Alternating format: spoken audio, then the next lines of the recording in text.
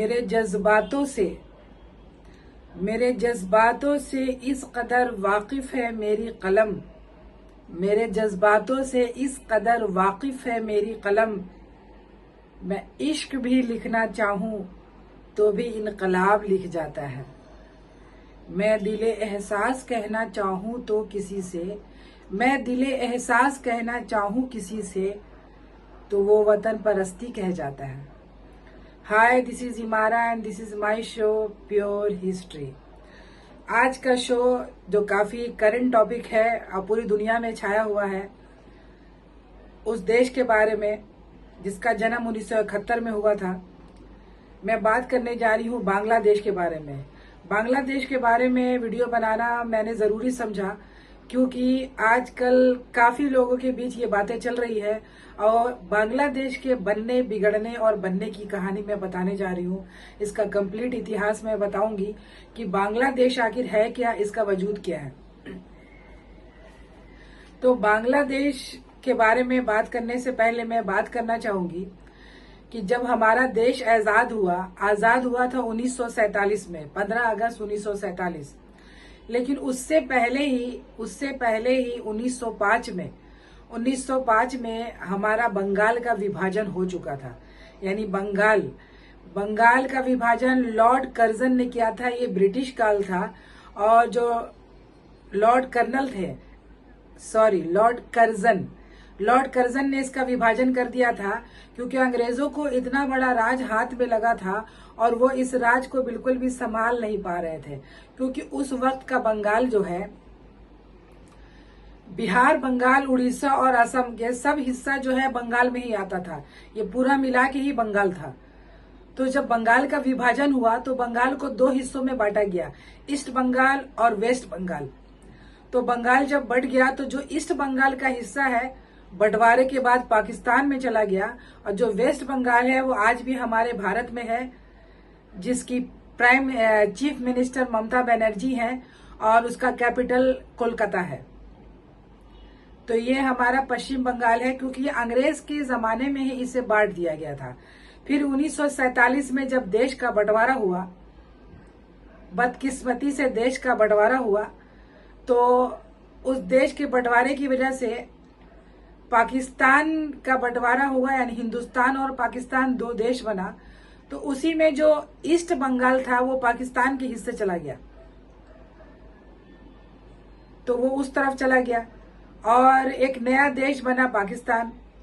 तो मैं बांग्लादेश में आने से पहले मैं बताना चाहूंगी कि जो टोटल जो युद्ध हुआ है हिंदुस्तान और पाकिस्तान के बीच में, 4 बार युद्ध हुआ है। टोटल 4 युद्ध हुआ है। ये सबसे पहला युद्ध हुआ था 1947 और 48 के बीच में। ये मुद्दा कश्मीर का मुद्दा था क्योंकि जब बंटवारा हुआ देश का तो कश्मीर का काफी हिस्सा जो है पाकिस्तान ने छल कपट से अपने कब्जे में कर लिया था। जो हिस्सा हमारा था वो उस तरफ चला गया, तो इसके वजह से भी एक युद्ध हुआ था। उसके बाद फिर युद्ध हुआ 1965 में। 1965 में युद्ध हुआ, फिर दोनों के बीच हुआ हिंदुस्तान और पाकिस्तान। बार बार इस साइड से कभी भी युद्ध नहीं हुआ है, आक्रमण उस साइड से ही होता था। इधर से सिर्फ जवाबी हमला दिया जाता था और विनर भी हमारा ही देश होता था। उसके बाद 1971 में युद्ध हुआ और उसके बाद हुआ 1999 में। इसे कारगिल वार कहा जाता है, कारगिल का युद्ध। 1999 में भारत और पाकिस्तान दोनों के पास परमाणु बम था। दोनों परमाणु बम रहित कंट्री थी, तो बहुत ही खतरनाक था दोनों के लिए, दोनों देश के लोगों के लिए। तो अच्छा हुआ ये युद्ध नहीं हुआ, यानी आपसी समझौता हुआ इस बीच। उसके बाद मैं बात करने जा रही हूँ 1971 की। अब मैं आती हूँ बांग्लादेश की। तो बांग्लादेश कैसे बना? क्या हुआ कि जब पाकिस्तान का बंटवारा हो गया था और सब ईस्ट बांग्लादेश, यानी ईस्ट पाकिस्तान और वेस्ट पाकिस्तान था, और ईस्ट जो पाकिस्तान था वो खाली बंगाली लोग रहते थे वहां पे। तो वहां के कायदे आजम मोहम्मद अली जिन्ना ने ये घोषणा कर दी कि वहां का नेशनल लैंग्वेज जो है वो उर्दू होगा। सबसे पहला कारण यही था जंग होने का, झगड़ा होने का और देश निर्माण होने का। तो उन लोगों ने कहा कि भाई हम उर्दू क्यों बोलेंगे जब हमारी भाषा नहीं है।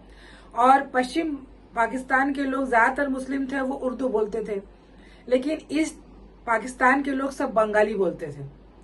तो उनका कहना था कि हम उर्दू नहीं बोलेंगे, हम बंगाली बोलेंगे और नेशनल लैंग्वेज बंगाली होना चाहिए, ना कि उर्दू। लेकिन कायदे आजम जिन्ना का ऑर्डर था तो नेशनल लैंग्वेज घोषित कर दिया गया। उसके बाद जन्म होता है शेख मुजीबुर रहमान का। शेख मुजीबुर रहमान के बारे में पहले मैं कुछ बता देना चाहती हूँ। ये बांग्लादेश के इतिहास में इनका बहुत बड़ा योगदान है। बांग्लादेश इन्हीं की वजह से बना है, जो कुछ हुआ है इन्हीं की वजह से हुआ है। तो इनका जन्म हुआ था 17 मार्च 1920 ईस्वी में तुंगीपाड़ा में, यानी ब्रिटिश राज था बंगाल में। और इनकी मृत्यु हुई है 15 अगस्त 1945 में ढाका में, यानी इनको जान से मारा गया था। और 1920 में अंग्रेजों के समय ब्रिटिश राज था। और इनको तीन नेशनलिटी इसलिए मिली कि जब देश आजादी से पहले तो ये ब्रिटिश राज थे, उसके बाद आजादी के बाद ये इंडियन में थे, और फिर उसके बाद पाकिस्तानी चले गए, उसके बाद फिर ये बांग्लादेशी नेशनलिटी हो गए। तो इस ढंग से शेख मुजीबुर रहमान का जन्म होता है और बांग्लादेश के इतिहास में एक नया नेता खड़ा हो जाता है जो सबको घोषित करता था, यानी बताता था आमची, यानी बांग्ला बांधु। उन्होंने ये नाम दिया बांग्ला बांधु और बांग्लादेश।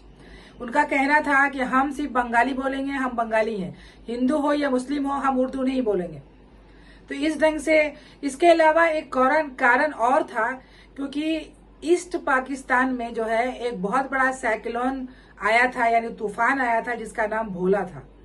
तो इसकी वजह से लाखों लोग मारे गए थे और मारे जाने के बाद बहुत तबाही हुई थी ईस्ट बंगाल की, यानी ईस्ट पाकिस्तान की। तो लेकिन वहां की जो सरकार है पाकिस्तान की, वो ईस्ट पाकिस्तान पे ध्यान नहीं देती थी। वो ज्यादातर जो वेस्ट पाकिस्तान है उस पर ध्यान देती थी और यहाँ के लोगों को हीन भावना का शिकार हो रहे थे। उन्हें कोई चीजें नहीं मिल रही थी, उन्हें विकास नहीं मिल रहा था, वो लोग बहुत परेशान थे। तो तभी शेख मुजीबुर रहमान का जन्म हुआ। वो कहते हैं, उन्होंने कहा कि नहीं, हमारा चुनाव होगा और हम यहाँ पे बनेंगे, ये हम देखेंगे सारी चीजें। तो उस जमाने में बेनजीर भुट्टो के पिता थे प्राइम मिनिस्टर जुल्फिकार अली भुट्टो। तो 1970 में पाकिस्तान में चुनाव हुआ। तो शेख मुजीबुर रहमान बहुत ही ज्यादा वोटों से जीत गए। ये बहुत बड़ी बात हो गई, ये नाक कटने की बात हो गई कि इतना ज्यादा वोटों से, यानी लोगों ने सिर्फ उन्हें ही वोट दिया। और लेकिन जुल्फिकार अली भुट्टो ने इन चीजों को मानने से मना कर दिया और उन्होंने कहा कि नहीं, ये चुनाव को हम नहीं मानेंगे, ये गलत हुआ है और वापस से चुनाव होगा, हम इसे नहीं मान सकते। तो इस ढंग से जो है हर चीजों में बंगालियों को दबाया जा रहा था, मारा जा रहा था, जान से मारा जा रहा था, उनकी औरतों के साथ बलात्कार हो रहा था, उन पर जुल्म हो रहा था। ऐसी बहुत सारी चीजें हो रही थी और पूरे दुनिया को में लोगों को पता था ये चीजें वहां पे हो रही हैं, ये युद्ध चल रहा है। और बहुत से कारण थे, जैसे उर्दू लैंग्वेज था, जैसे बंगाली भाषा, उसके अलावा उनको वो अधिकार नहीं दिया जा रहा था, जैसे नौकरी में, बिजनेस में, प्रोफेशन, बहुत सी सारी चीजों में उनको अधिकार नहीं दिया जा रहा था। तो दुनिया में ये खबर तो थी लेकिन कोई भी इस चीजों की मदद नहीं कर रहा था। तो इस वजह से काफी बंगाली जो है भारत में इंटर कर रहे थे, बिहार के तरफ से, बॉर्डर से सब आ रहे थे और वो लोग जो है जितने रेफ्यूजी हैं वो हिंदुस्तान में घुसने लगे। उस वक्त की प्राइम मिनिस्टर श्रीमती इंदिरा गांधी थी। तो इंदिरा गांधी ने इस बारे में बात किया लोगों से, इंटरनेशनल मैटर पे इसे उठाया और हर जगह इस मैटर को उठाया कि आखिर इसका क्या किया जाए। इस ढंग से सारे लोग जो है हिंदुस्तान में घुस रहे हैं और वहां पे जुल्म हो रहा है, क्या किया जाए। लेकिन यूएसए ने वापस गेम खेला और कहा इस मैटर में हम कोई दखल नहीं देंगे। उसके बाद जितनी भी इस्लामिक कंट्री थी वो भी वो चाहती थी कि ऐसा कुछ नहीं हो रहा है, कोई बड़ी बात नहीं है, कोई भी दखल अंदाजी करना नहीं चाह रहा था। आखिर हमारे देश की प्रधानमंत्री प्राइम इंदिरा गांधी ने कदम उठाया। उनकी जो हिम्मत उन्होंने दिखाई है, पूरे दुनिया ने दांतों तले उंगलियां दबाई कि एक अकेली, मतलब ऐसी लेडी जो किसी से नहीं डरती थी। एक जंग हुआ, वो लोग जुल्म कर रहे थे, तो जब जंग हुआ तो जंग में जीत हिंदुस्तान का हुआ। इसे ही कहते हैं 1971 का जंग। तो काफी पाकिस्तानी सैनिक जो है भारतीय जेल में कैद थे और उनको कैद किया गया। बहुत जबरदस्त जंग हुआ जिसमें हिंदुस्तान जीता। उस वक्त हमारे आर्मी चीफ जो थे,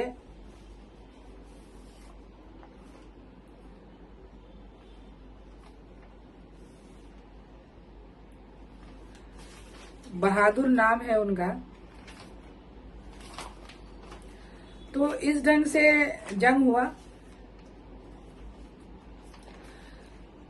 तो इंदिरा गांधी ने क्या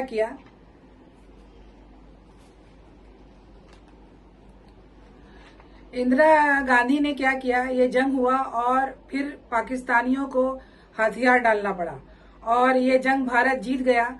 और इंदिरा गांधी ने एक दिन के अंदर एक नया देश, यानी दुनिया के नक्शे पे एक नया देश को बना डाला जिसे बांग्लादेश कहा जाता है। इसे नाम शेख मुजीबुर रहमान ने दिया। और काफी पाकिस्तानी जो सैनिक थे वो भारत में कैद थे, पर सबको छोड़ा गया। एक एग्रीमेंट हुआ जिसके अंदर ये, क्योंकि शेख मुजीबुर रहमान पाकिस्तान के जेल में बंद थे, उनको छोड़ने का यही था कि वो तभी छोड़ेगा जब जितने भी कैदी पाकिस्तानी यहाँ कैद थे। तो इंदिरा गांधी ने इन सबको छोड़ दिया और छोड़ने के बाद एक नए देश का जन्म हुआ। इसके अलावा शेख मुजीबुर रहमान ने एक सेना बनाई थी जिसको मुक्ति वाहिनी कहा जाता है। उस सेना को मुक्ति वाहिनी बनाई थी। एक काफी अच्छा रोल निभाया था इन्होंने इसमें। और आखिर जो है एक देश आजाद हो गया और आजाद होने के बाद ये देश बन गया।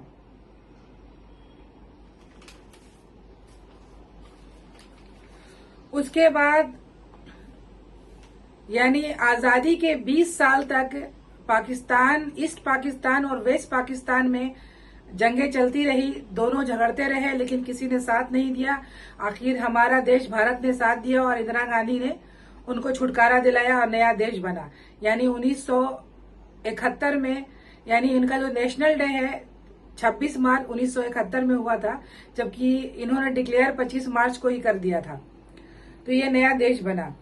उसके बाद जो है जब एग्रीमेंट हुआ था तो भारत के जो आर्मी चीफ थे वो सैम बहादुर थे, सैम जिसको आता है सैम ब्रेव। एंड पाकिस्तान के जो आर्मी चीफ थे वो थे आगा मोहम्मद यहिया खान, ये थे।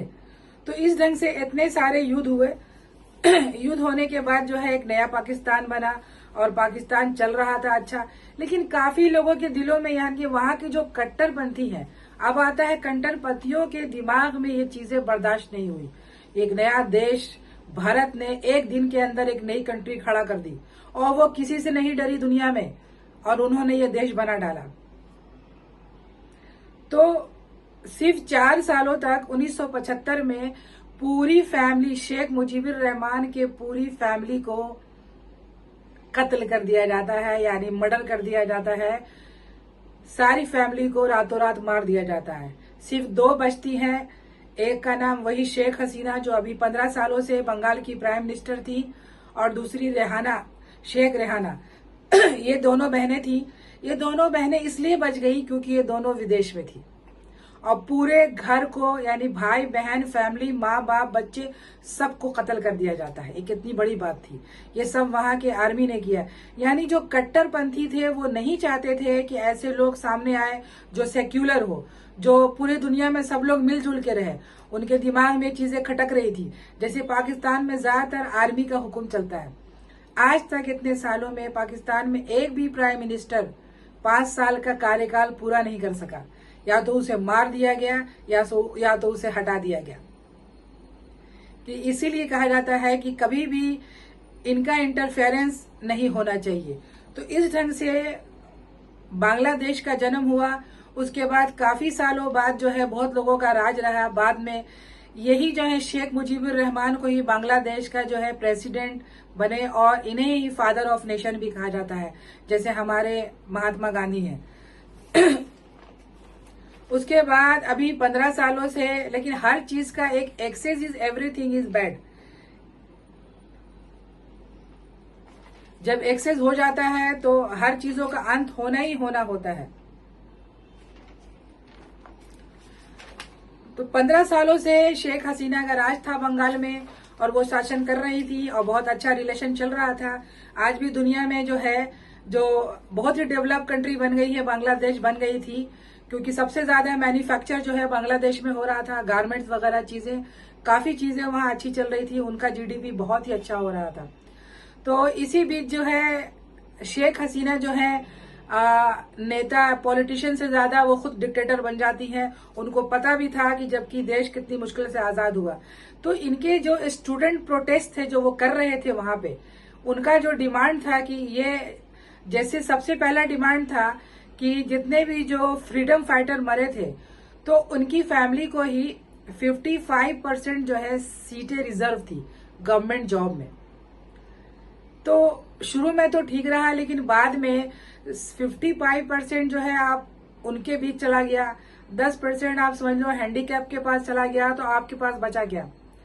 तो इस वजह से वहां के स्टूडेंट में बहुत आक्रोश था, वो बहुत परेशान थे, वो इंसाफ चाह रहे थे कि इन सीटों को कम किया जाए, लेकिन वो सुन नहीं रही थी। आखिर में फिर वही हुआ। उसके बाद जो है शेख हसीना को आखिर में वहां से उन्होंने काफी जुल्म किया, ऐसा नहीं कि उन्होंने नहीं किया, स्टूडेंट पे गोलियां चलवाई, बहुत तमाशा हुआ, खून खराबा हुआ, मारपीट हुआ, काफी स्टूडेंट मारे गए। लेकिन इनके बीच में भी असामाजिक तत्व जो होता है, जैसे जो लोग, जैसे ही कुछ अच्छे लोग कुछ काम करते हैं उनके बीच एक दो गंदे लोग भी आके घुस जाते हैं, और घुसने के बाद असामाजिक तत्व जिसे कहा जाता है, और वो एक अच्छे इशू को जो है गलत इशू में बदल देते हैं, जिसे कट्टरपंथी कहा जाता है। ये कट्टरपंथी बहुत ही डेंजर होते हैं, किसी भी देश के लिए डेंजर होते हैं जो कट्टरपंथी होते हैं, यानी excess is everything is bad. जब इनके दिमाग में कोई भी चीज, हर चीज का एक्सेस, चाहे वो प्यार हो, चाहे देशभक्ति हो, चाहे कुछ भी हो, एक्सेस नहीं होना चाहिए। हर चीज का एक लिमिट होना चाहिए, लिमिट के हिसाब से होना चाहिए। तभी जो है वहां पे काफी होने लगी। फिर आखिर शेख हसीना को इस्तीफा देना पड़ा और उनको रातों रात वहां देश छोड़ के भागना पड़ा। तो फिर भारत ने सपोर्ट किया और वो भारत आई। उसके बाद अभी वो शायद कहाँ गई है मुझे नहीं पता। उसके बाद क्या होता है कि देश में अंतरिम सरकार बनाई गई है बांग्लादेश में। तो बांग्लादेश में एक नए लीडर का जन्म होता है जो बहुत बड़े, जिनका नाम मोहम्मद यूनुस है। मोहम्मद यूनुस ने अंतरिम सरकार बनाई है और ये कोई मामूली इंसान नहीं है, ये नोबेल प्राइज विनर है। इनको नोबेल प्राइज मिला है 2006 में। और इन्होंने जो काम किया है वहां के लिए, वो काम है फाउंडिंग द ग्रामीण bank and pioneering the concept of micro credit and micro finance. यानी इन्होंने एक ऐसी चीजें बनाई जिसमें गरीब लोगों को इन्होंने लोन दिया ताकि वो अपनी कृषि और कल्चर, अपनी चीजों को वो बचा सके और वो काम कर सके। तो इस ढंग से उनको लोन दिया, बहुत अच्छा काम किया। देश में उनका काफी नाम है, काफी प्राइज उनको मिला है, दुनिया में काफी अवार्ड दिए गए हैं। ऐसे उन्हें यूएसए ने उनको जो है प्रेसिडेंशियल मेडल फ्रीडम अवार्ड दिया है और कांग्रेशनल गोल्ड मेडल 2010 में मिला है। और आज के जो बांग्लादेश के जो आर्मी है, चीफ आर्मी, उनका नाम है वकारुज्जमान। इन्होंने भी बहुत अच्छा अभी काम किया, पाकिस्तान की तरह नहीं किया, क्योंकि अगर देश में सेना का इंटरफेरेंस ज्यादा हो जाएगा तो फिर सेना का हुक्म चलेगा और ज्यादातर जो है पॉलिटिशियन मारे जाएंगे। तो इन्होंने बहुत अच्छा काम किया। जब शेख हसीना चली गई तो शेख हसीना ने ऑर्डर दिया था सब पे गोली चलाने का, पर इन्होंने गोली नहीं चलाया। जैसे ब्लडी संडे रशिया में हुआ था, ब्लडी संडे, और लोगों पे अंधाधुंध गोली चलाई गई, लाखों लोग मारे गए थे, तो उनको भी वैसे ही कहा गया। तो इन्होंने बहुत अच्छा काम किया। बांग्लादेश के जो आर्मी चीफ है वकारुज्जमान, इन्होंने गोली चलाने से मना कर दिया और इन्होंने कहा कि नहीं, हम नहीं चलाएंगे गोली। और इन्होंने वहां के स्टूडेंट का बहुत सपोर्ट किया, वहां की पब्लिक का सपोर्ट किया, लोगों का सपोर्ट किया और आखिर सब लोग मिल करके मोहम्मद यूनुस को अंतरिम सरकार बनाई गई है और वो वहां जो है ये काम कर रहे हैं। उन्होंने ये ऐलान भी किया, ये बहुत अच्छी बात है, वो सेक्युलर हैं। और ऐसी बहुत सी चीज है, जब ये चीजें दिखाई जाती है, जब कोई भी काम होता है, तो मैंने कहा कि असामाजिक तत्व जो होते हैं, असामाजिक तत्व जो हर देश के लिए खतरा है, वो बीच में आ जाता है और धर्म के नाम पे, जबान के नाम पे, भाषा के नाम पे, हर चीज के नाम पे वो दंगा करते हैं, फसाद करते हैं और लोगों को मारते हैं।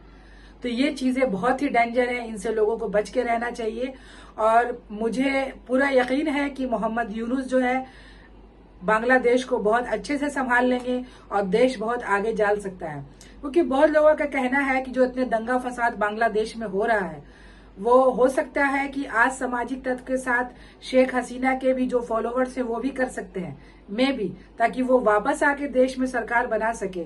ऐसा बहुत सारे लोगों का डिफरेंट ओपिनियन है जो चल रहा है और लोग ये बातें कर रहे हैं। तो कहने का मतलब यही है कि जिस ढंग से पाकिस्तान बना, फिर बांग्लादेश बना, बांग्लादेश बनने के बाद फिर आज फिर ये बांग्लादेश में ये कहानी चली।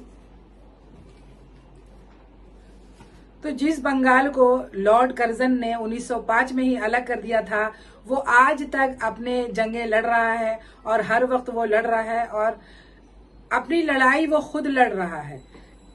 और जैसे कि बांग्लादेश जब बना, तो अभी जो मोहम्मद यूनुस हैं, ये इतना अच्छा, इन्हें अब तक जितनी भी बातें इन्होंने बोली हैं वो बहुत ही काबिल तारीफ है और बहुत ही अच्छा वो कह रहे हैं।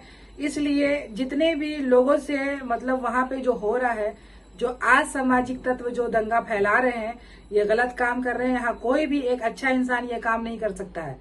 ये उन लोग जानबूझ के ऐसा करते हैं, धर्म के नाम पे फैलाते हैं कि इसके साथ ऐसा हो रहा है। क्योंकि जहां भी जो माइनॉरिटी होती है उसके साथ जुल्म होता ही होता है, जहां भी माइनॉरिटी होती है।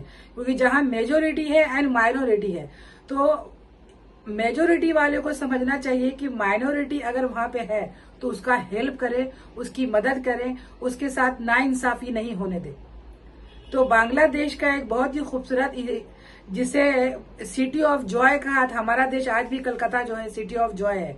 यानी पूरे दुनिया में, यानी भारत में सबसे ज्यादा धन संपत्ति, सोना, यानी सबसे ज्यादा गोल्ड कहाँ था, तो वो बंगाल में था। इसलिए सबसे पहले अंग्रेजों ने जब बंगाल को अपने में कब्जा में कर लिया, तो सबसे ज्यादा उनके पास धन आ गया। वो रातों रात अरबोपति, करोड़पति हो गए। क्योंकि इतने बड़े देश का, यानी बांग्लादेश, यानी बंगाल में सबसे ज्यादा गोल्ड, सबसे ज्यादा एग्रीकल्चर और चीजें, यानी सबसे संपन्न जगह थी वो, उसी में था बिहार, बंगाल, उड़ीसा और आसाम।